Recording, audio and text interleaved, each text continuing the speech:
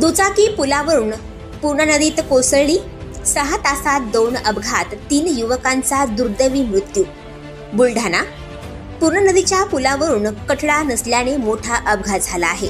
शेतातील कामे आटोपून घरी जाताना पूर्णा नदीच्या पुलावरील खड्ड्यातून दुचाकी घसरल्याने एक तरुण पुलावर तर दुसरा 50 फूट खोल पाण्यात पडल्याने मृत्यू झाल्याची घटना नांदुरा जळगाव जामोद रस्त्यावरील एरळी येथे घडली.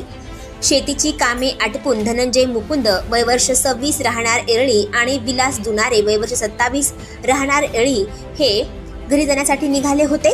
दरम्यान त्यांची गाडी जळगाव जामोद हद्दीतील पूर्णा नदीच्या जुन्या पुलावर आली असता या रस्त्यावर असलेल्या खड्ड्यातून उसळली.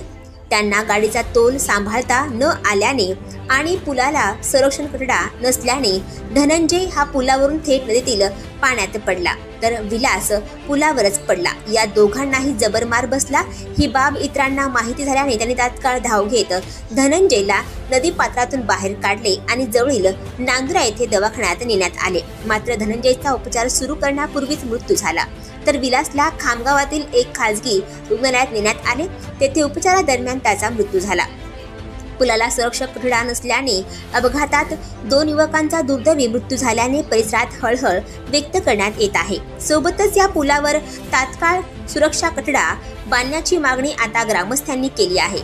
आणखी नवनवीन व्हिडिओ पाहण्यासाठी आताच आमच्या स्टार टीव्ही 9 चॅनलला सबस्क्राईब करा, लाईक करा, शेअर करा.